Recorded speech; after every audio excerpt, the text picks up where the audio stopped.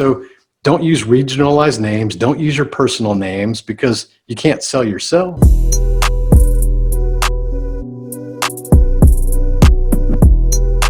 So I guess from the branding side, let's go into the branding because I think that's really important. What are your thoughts on how one should brand today?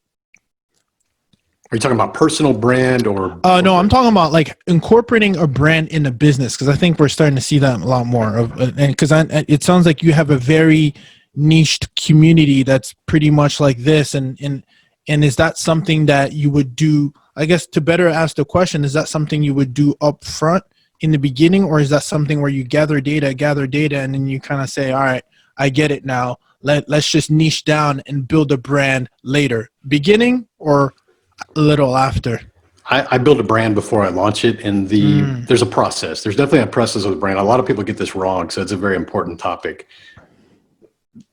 I think about the people I want to impact, first of all, when I'm building a brand.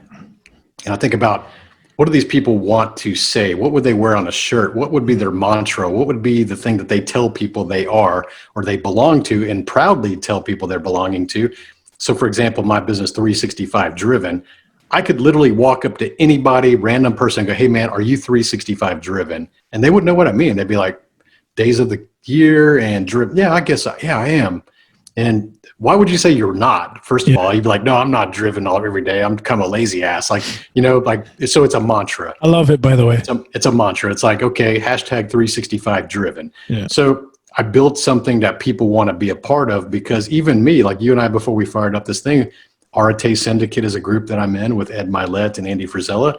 That is a group that high performance people that are multimillionaires that we just want to be a part of things. Every human, you're probably a part of several things. I'm a part of several things. We're always looking for the tribes that resonate with us in different areas of our life. So if I can build something that creates a movement or some kind of a tribe, that's my superpower. I build massive communities. That's what I do. So I have got that experience. I've been able to duplicate that a few times. So I wanted to build one instead of cars. I wanted to build one for entrepreneurs. I said, I love business and I love cars. The only two things I really love is business and cars. So I'm going to take this and go do an entrepreneurship business model version of it. But in order to do that, I had to be able to be more vocal, be more on social media.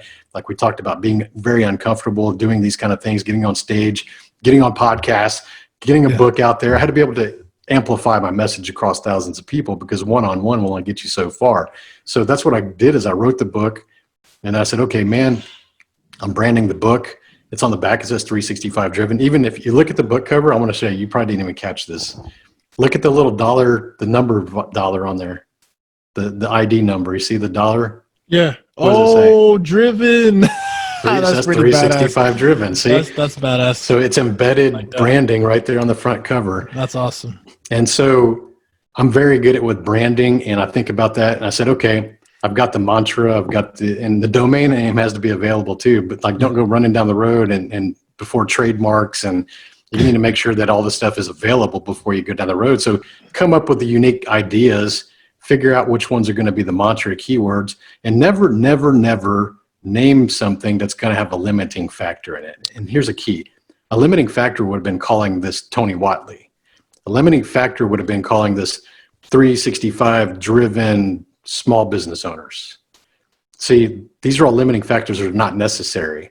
Think about this. When I say Apple, like, we know that's a computer, but it could have been anything. It could have been shoes. It could have been vacation travel. It could have been a car. It could be anything. Nike, it's just a word. Google, it's just a word. It's not Google search engine. Yeah.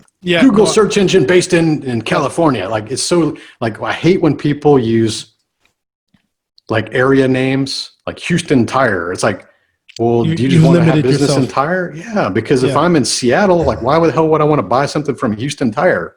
So it's not necessary. So don't use regionalized names. Don't use your personal names, because you can't sell yourself.